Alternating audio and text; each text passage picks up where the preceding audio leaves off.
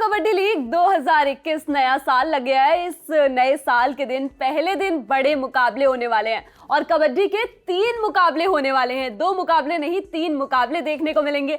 कौन से मुकाबले होंगे इस पर बात करेंगे, लेकिन उससे पहले आपको भारत के सबसे बड़े गेमिंग प्लेटफॉर्म के बारे में बता देते हैं। विंजो, यहाँ पर 100 से ज्यादा गेम्स हैं, वो भी 12 भाषाओं में।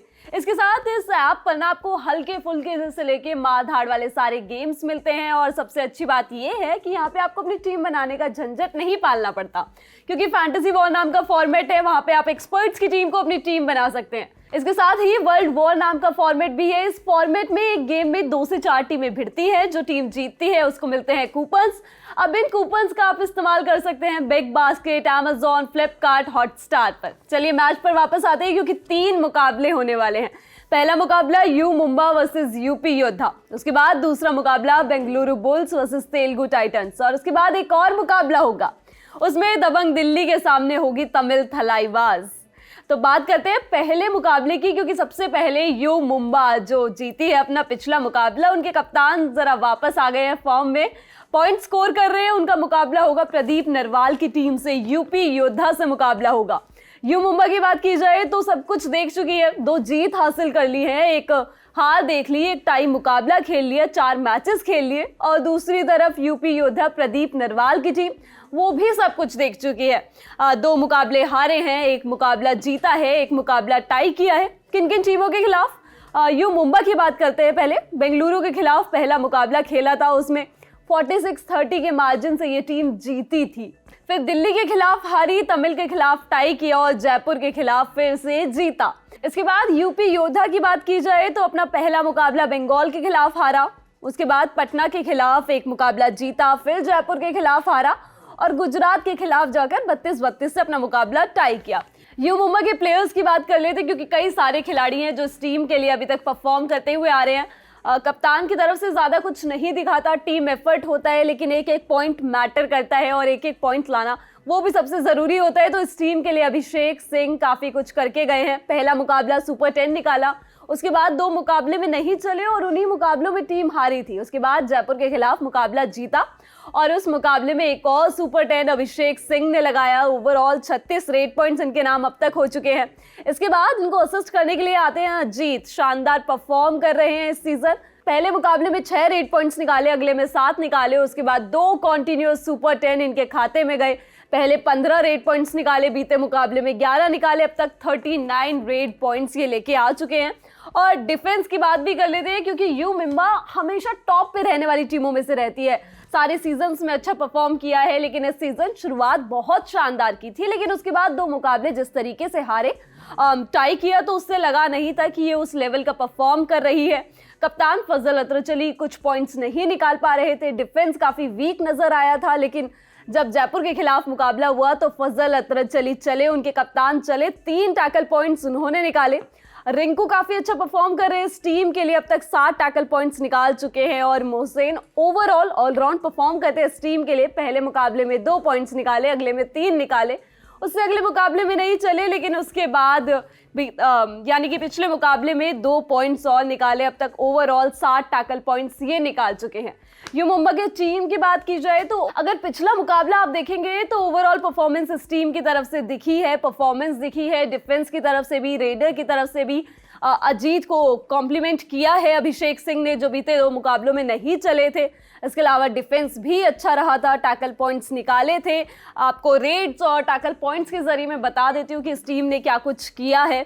बेंगलुरु के खिलाफ बहुत शानदार परफॉर्म किया था, जब 26 रेड पॉइंट्स और 13 टैकल पॉइंट्स इस टीम ने निकाले थे। दिल्ली के खिलाफ वो रेशियो थोड़ा सा गिरा, 18 रेड पॉइंट्स आए और टैकल पॉइंट्स सिर्फ 6। तमिल के खिलाफ 18 रेड पॉइंट्स और टैकल पॉइंट्स सिर्फ 5, लेकिन जब जयपुर के खिलाफ खेला तो 22 रेड पॉइंट्स और 9 टैकल पॉइंट्स। इस टीम के लिए सब कुछ अच्छा है, डिफेंस चल रहा है, रेडर्स अच्छा कर रहे हैं, अभिषेक सिंह, अजीत सब बढ़िया कर रहे हैं, तो वो फॉर्म लेके जाना चाहेगी ये टीम। और दूसरी तरफ होगी यूपी योद्धा। इस टीम के स्टार परफॉर्मर में सबसे पहले नाम आता है जिनको पटना पायरेट्स से इस साल जोड़ा गया है, प्रदीप नरवाल का। पीकेएल के अलग ही लेवल के स्टार है प्रदीप, सबसे टॉप पर दिखता है ये खिलाड़ी। 2 सुपर 10 इस सीजन ले चुके हैं, लेकिन इस सीजन एक ऐसी परफॉर्मेंस भी आई थी जिसमें सिर्फ 3 रेड पॉइंट्स आए थे। अब तक टोटल 34 रेड पॉइंट्स इनके नाम हो चुके हैं। सुरेंद्र गिल इस टीम के लिए अच्छा कर रहे हैं। पहले मुकाबले में 5 रेड पॉइंट्स निकाले, अगले में 3 निकाले, फिर 10 निकाले, लेकिन पिछले मुकाबले में सिर्फ 6 रेड पॉइंट्स इनके नाम रहे।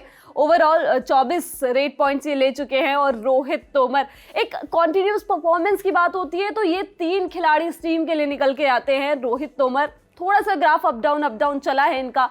पहले मुकाबले में 4 रेटिंग पॉइंट्स, फिर 4, 2, 7, फिर 2, अब तक ओवरऑल 15 रेड पॉइंट्स ये निकाल चुके हैं। लेकिन कॉन्टिन्यूस परफॉर्मेंस, ग्राफ ऊपर जाने की ज़रूरत है। अगर यूपी योद्धा को जीत की ज़रूरत है तो टॉप की टीम ये भी मानी जाती है, हमेशा क्वालिफायर्स में पहुंचती है, लेकिन इस सीज़न उस तरीके का परफॉर्मेंस अभी तक नहीं दिखा है। उस तरीके के परफॉर्मेंस की बहुत ज़्यादा ज़रूरत होने वाली है। इस टीम के प्रॉब्लम एरिया की बात की जाए तो रेडर्स को सपोर्ट करना होगा प्रदीप नरवाल को। पिछले मैच में प्रदीप नरवाल सिर्फ इकलौते खिलाड़ी थे जो 11 रेड पॉइंट्स लेके आए थे, और उस मैच में भी टीम काफ़ी पीछे चल रही थी। उसके बाद वापसी की थी गुजरात के खिलाफ, तब जाके वो मुकाबला टाई पर ख़त्म हुआ था। ओवरऑल रेडिंग और टैकल के इनके डिपार्टमेंट की बात की जाए तो बंगाल के खिलाफ 18 रेड पॉइंट्स निकाले थे। उसके बाद उसके साथ 9 टैकल पॉइंट्स आए थे। पटना के खिलाफ 20 रेड पॉइंट्स और 13 टैकल पॉइंट्स। डिफेंस काफ़ी अच्छा रहा था। जयपुर के खिलाफ 23 रेड पॉइंट्स और सिर्फ 4 टैकल पॉइंट्स। डिफेंस बहुत वीक था उस मैच में। उसके बाद गुजरात के खिलाफ पहले हाफ में थोड़ा अप डाउन लग रहा था, लेकिन फिर वापसी करी थी और 19 रेड पॉइंट्स और 9 टैकल पॉइंट्स मैच खत्म होने तक निकाले थे। इस टीम का डिफेंस पिछले मुकाबले में अच्छा खेला है, लेकिन रेड पॉइंट्स में और ज़्यादा बढ़त लाने की बहुत ज़्यादा ज़रूरत है अगर मैच अपने नाम करना है तो। यू मुंबई के स्क्वाड की बात कर लेते हैं। कप्तान फजल अतरचल, उन्होंने पॉइंट्स निकाले। उनके साथ अभिषेक सिंह ने एक और सुपर 10 निकाला है। अजित टीम के लिए कॉन्टिन्यूस परफॉर्म कर रहे हैं। मोहसिन पॉइंट्स लाके दे रहे हैं, ऑलराउंड परफॉर्मेंस कर रहे हैं इस टीम के लिए। इसके साथ डिफेंस की बात की जाए तो फजल अतरचली के साथ रिंकू हैं, हरिंदर हैं। पिछले मुकाबले में 2 टैकल पॉइंट्स इन्होंने निकाले थे, और आशीष को भी इस टीम में रखा जा सकता है। इनके पिछले मुकाबलों की बात की जाए तो 3-2 ऐसे टैकल पॉइंट्स टीम के लिए लेके आए हैं। यूपी योद्धा की बात की जाए तो प्रदीप नरवाल के आगे पीछे तो पहले कोई दिखता नहीं है। प्रदीप नरवाल ऑब्वियसली आपकी टीम में होने चाहिए, लेकिन उनके बाद सुरेंद्र गिल हैं, रोहित तोमर है, कॉन्टिन्यूस टीम के लिए परफॉर्म किया है। श्रीकांत भी है, लेकिन उनसे उस तरीके की परफॉर्मेंस अभी तक नहीं दिखी है, तो मेरे लिए ये थोड़ा सा डाउटफुल है। डिफेंस की बात कर लेते हैं तो सुमित, आशु, नीतीश और गुरदीप को आप डिफेंस में ले सकते हैं। गुरदीप एक मुकाबले में 2 पॉइंट्स निकाले थे, फिर अगले 2 मुकाबलों में चल नहीं पाए, तो उनकी जगह अगर आप चेंज करना चाहते हैं तो किसी और खिलाड़ी को भी ले सकते हैं।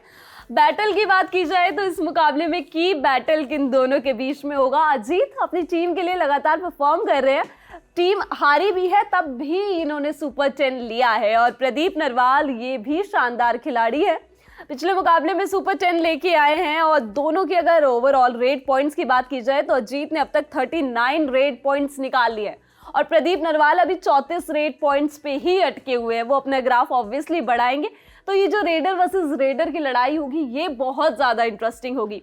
वॉच आउट प्लेयर्स कौन से होंगे तो उसमें प्रदीप नरवाल सबसे ऊपर रहेंगे। डिफेंस में सुमित के ऊपर निगाहें होंगी, और इसके अलावा मुंबई की टीम में से अजीत के ऊपर नजरें होंगी।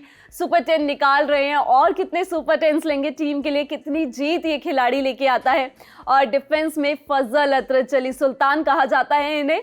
और अब पिछले मुकाबले में हमने देख ही लिया है, जब 3 टैकल पॉइंट्स इन्होंने निकाले थे वो कॉन्फिडेंस वापस आ चुका है। तो इस डिफेंस से दूसरी टीम को, ऑपोजिशन टीम को, यूपी योद्धा को बचना होगा, और इनके साथ अभिषेक सिंह को भी यूपी योद्धा को रोकना होगा।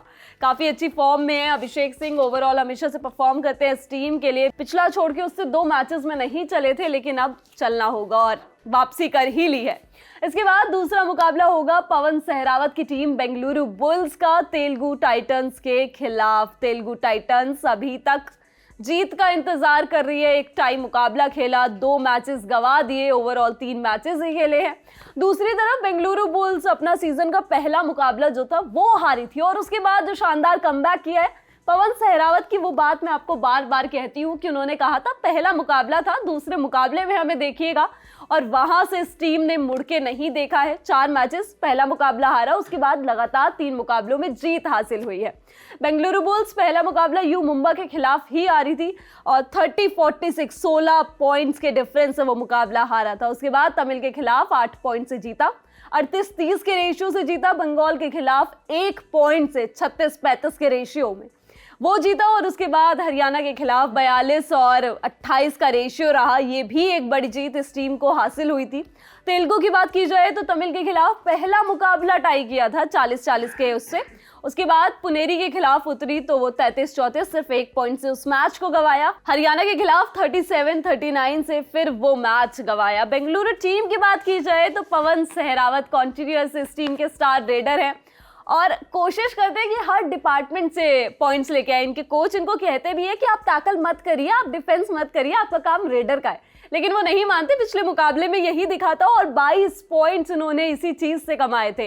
रेडिंग में कमाल किया, बोनस निकाले, टैकल किए और ओवरऑल 22 रेड पॉइंट्स निकाले थे हरियाणा के खिलाफ। इसके अलावा चंद्रन रंजीत पे भी नजरें होंगी क्योंकि पवन सहरावत को उनको सपोर्ट करने के लिए एक असिस्ट रेडर के तौर पर लाया गया था और उस तरीके से परफॉर्म किया है पहले मुकाबले में, लेकिन उसके बाद से इतने ज़्यादा पॉइंट्स नहीं हैं, वो थोड़ा सा नीचे गिरा है। पहले मुकाबले में सुपर 10 निकाला, 13 पॉइंट्स लिए, फिर 7 निकाले, 7 रेड पॉइंट्स, उससे अगले मुकाबले में 6 रेड पॉइंट्स और फिर उससे अगले मुकाबले में सिर्फ 1 बोनस इनके हाथ लगा था।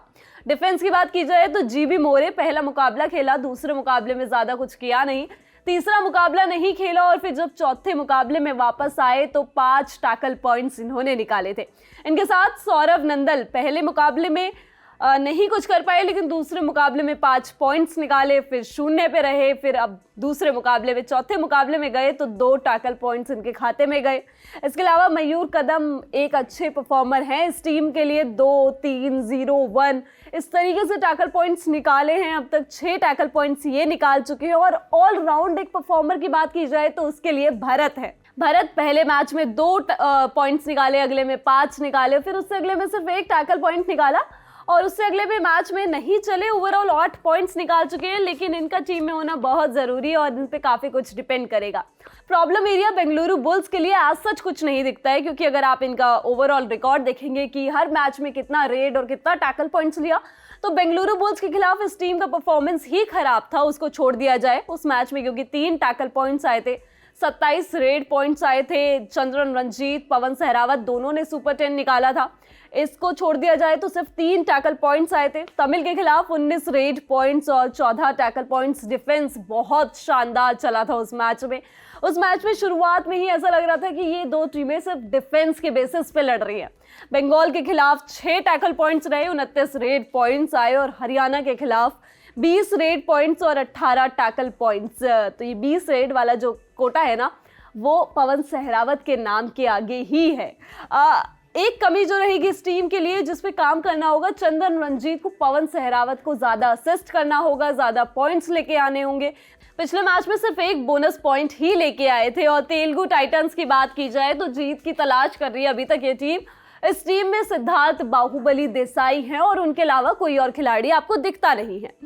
बात की जाए सिद्धार्थ देसाई की तो अच्छा परफॉर्म किया है इस सीजन। 3 मैचेस में 2 सुपर 10 है, एक में सिर्फ 1 पॉइंट से चूक गए थे। पहले मुकाबले में 11 रेड पॉइंट निकाले, अगले में 15 निकाले, लेकिन तीसरे मुकाबले में हरियाणा के खिलाफ सिर्फ 9 रेड पॉइंट्स इनके खाते में रहे थे।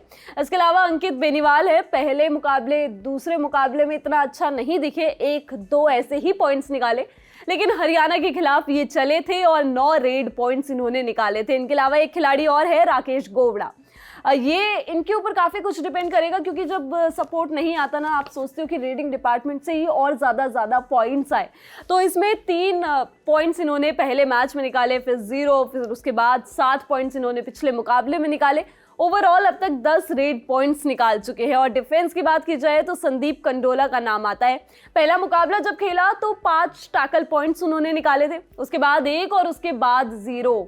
तो इनको कुछ करना होगा इस टीम के लिए। इसके साथ ही सी अरुण है, छोटे थोड़ा परफॉर्म इस टीम के लिए कर रहे हैं। पहले मुकाबले में 3, फिर 1, फिर 2, अभी तक ओवरऑल 6 टैकल पॉइंट्स ये निकाल चुके हैं। इस टीम के लिए प्रॉब्लम एरिया क्या है वो आप समझिए, मैं आपको बताती हूँ। रेडिंग पॉइंट्स और टैकल पॉइंट्स इस टीम का क्या ग्राफ रहा है। तमिल के खिलाफ जब खेला था तो 22 रेडिंग पॉइंट्स और 13 टैकल पॉइंट्स थे, मतलब रेडिंग में कुछ पॉइंट्स की गड़बड़ थी, डिफेंस बहुत अच्छा रहा था। पुनेरी के खिलाफ 15 रेड पॉइंट्स और टैकल पॉइंट्स सिर्फ 8, और हरियाणा के खिलाफ जब उतरे तो रेड पॉइंट्स तो आए लेकिन टैकल पॉइंट्स सिर्फ 7। तो ये जो डिफेंस है ना, ये थोड़ा सा गिरता जा रहा है। इसको उठने की जरूरत होगी और सिद्धार्थ देसाई का साथ देने के लिए राकेश गोवड़ा, अंकित बेनीवाल तो है ही। स्क्वाड की बात की जाए, बेंगलुरु बुल्स पवन कुमार सहरावत, चंद्रन रंजीत ऑब्वियसली टीम में जगह बनाते हैं, उनको आप बाहर नहीं बिठा सकते। दिल्ली के लिए कमाल का परफॉर्म किया था पिछले सीजन चंद्रन रंजीत ने, और पवन कुमार सहरावत तो हर सीजन अच्छा परफॉर्म करते हैं। डिफेंस की बात की जाए तो जीबी मोरे को टीम में होना चाहिए। पिछला मुकाबला अच्छा खेला था, 5 टैकल पॉइंट्स निकाले थे इनके साथ। महेंद्र सिंह 4 पॉइंट्स उन्होंने निकाले थे, अमन ने 3 टैकल पॉइंट्स निकाले थे और सौरभ नंदल उन्होंने 2 टैकल पॉइंट्स निकाले थे। तेलुगु टाइटंस के स्क्वाड की बात की जाए तो सिद्धार्थ देसाई, अंकित बेनीवाल, राकेश गोवड़ा, ये 3 प्राइम रेडर्स होने ही चाहिए। डिफेंस की बात की जाए तो संदीप कंडोला, लेकिन इनको कमाल करना पड़ेगा। इनके साथ सी अरुण और सुरेंद्र सिंह को रखा जा सकता है। पहले 2 मैचेस में 1 और 2 टैकल पॉइंट्स निकाला था। उसके अलावा एक खिलाड़ी और हो सकता है, ऋतुराज कुरावी, क्योंकि इन्होंने भी छोटा छोटा कंट्रीब्यूशन दिया है। तेलुगु टाइटंस को ओवरऑल पूरी ही टीम को कंट्रीब्यूट करने की जरूरत है। सिर्फ सिद्धार्थ देसाई के बेसिस पे आप मुकाबले नहीं जीत सकते। बैटल की बात की जाए तो किसका मुकाबला किससे होने वाला है। सिद्धार्थ देसाई तेलुगु टाइटंस से अलग ही निकल के आते हैं, स्टार रेडर है इस टीम के लिए, लेकिन इनके सामने कौन होगा? Raider versus raider, Siddharth Desai versus Pawan Sehrawat, ये तो देखने को मिलेगा ही, लेकिन सिद्धार्थ देसाई वर्सेस बेंगलुरु बुल्स का डिफेंस भी देखने वाला होगा। बेंगलुरु बुल्स का डिफेंस बहुत स्ट्रॉन्ग है। पहले मुकाबले के बाद जो जानदार शानदार वापसी करी है, उसको ब्रीच करना सिद्धार्थ देसाई के लिए बहुत बड़ा टास्क होने वाला है इस जीत के लिए। वॉच आउट प्लेयर्स में सबसे ऊपर ही रहेंगे सिद्धार्थ देसाई और उनके साथ पवन कुमार सहरावत। आप दोनों के रेडिंग पॉइंट्स की बात की जाए तो पवन अब तक 58 रेडिंग पॉइंट्स निकाल चुके हैं। सिद्धार्थ देसाई के नाम अभी तक सिर्फ 35 रेड पॉइंट ही हैं। डिफेंस की बात की जाए तो बुल्स के खेमे में से जीबी मोरे पर नजरें रहेंगी। पिछला मुकाबला अच्छा गया था और उसके साथ ही अंकित बेनीवाल, रेडर जो है तेलुगु के लिए, वो भी अच्छा कर रहे हैं। अब तक 12 रेड पॉइंट्स निकाल चुके हैं। इसके बाद एक मुकाबला और होगा, एक उस टीम का मुकाबला जो एकदम विनिंग स्ट्रीक में चल रही है। 4 मुकाबले खेले हैं, 3 जीते हैं, 1 मुकाबला टाई किया है। दबंग दिल्ली का मुकाबला होगा तमिल थलाइवास के खिलाफ। ये बहुत बड़ी जंग हो सकती है। दिल्ली की टीम एक शानदार विनिंग स्ट्रीक पे है। पहले पुनेरी पल्टन को हराया, फिर यू मुंबा को हराया, फिर गुजरात के साथ अपना मुकाबला टाई किया और उसके बाद जो डिफेंडिंग चैंपियंस है इस सीजन, बंगाल वॉरियर्स, उनको बहुत बड़ी हार दी। और उस मैच में डिफेंस, रेडिंग डिपार्टमेंट सब बहुत अच्छा चला था इस टीम के लिए। फर्स्ट हाफ तक तो आपको डिफेंस से कुछ इतनी गलतियां भी नहीं दिखी थी, हालांकि सेकंड हाफ में वो थोड़ी सी कमियां दिखी थी जब डिफेंडर्स जो थे आगे बढ़ बढ़ के डिफेंस करने की कोशिश कर रहे थे और वो उनके पक्ष में नहीं जा रही थी। दिल्ली के खिलाड़ियों की बात की जाए तो नवीन कुमार के ऊपर कौन हो सकता है। अब तक 68 रेडिंग पॉइंट्स ये ले चुके हैं। इसके बाद विजय आते हैं, इनको नवीन को काफ़ी असिस्ट करते हैं, उस तरीके का परफॉर्म भी करते हैं। पिछले मुकाबले में एक सुपर 10 इनके खाते में भी गया। उससे पहले के 2 मैचेस की बात की जाए तो इतना अच्छा परफॉर्म नहीं था। 2 रेड पॉइंट्स, 5 रेड पॉइंट्स निकाले थे और अब तक ओवरऑल 26 रेड पॉइंट्स ले चुके हैं। डिफेंडर्स की बात की जाए तो जीवा, मंजीत, जोगिंदर नरवाल, संदीप नरवाल, सारे ही इस टीम के स्टार प्लेयर्स हैं, सबने कंट्रीब्यूट किया है। जीवा 6 टैकल पॉइंट्स निकाल चुके हैं, मंजीत 4 और जोगिंदर अब तक 7 टैकल पॉइंट्स इनके खाते में है। प्रॉब्लम एरिया क्या रहेगा दिल्ली के लिए? दिल्ली के लिए कोई प्रॉब्लम एरिया नहीं है। दिल्ली के लिए बस ये है कि आप जिस लेवल को, जिस बेंचमार्क को आपने सेट किया है, आप उस तरीके का परफॉर्म करिए, डिफेंस आपका अच्छा करे और जो ग्रीन कार्ड मिला था ना टीम को ज़्यादा बोलने के चक्कर में, वो शायद ना हो। इसके अलावा तमिल की बात की जाए तो मंजीत, प्रपंजन, सुरजीत, भवानी, ये सारे इस टीम के लिए अच्छा करते हैं, लेकिन उस लेवल का करना होगा। मंजीत से काफ़ी कुछ उम्मीदें रहेंगी, प्रपंजन से काफ़ी कुछ उम्मीदें रहेंगी। इसके साथ ही डिफेंस में सुरजीत को कमाल करना होगा इस टीम के लिए और भवानी, उनको तो ऑब्वियसली परफॉर्म करना होगा। जब दबंग दिल्ली और तमिल थलाइवास आमने सामने होंगी तो की बैटल रहेगा नवीन एक्सप्रेस वर्सेस सुरजीत।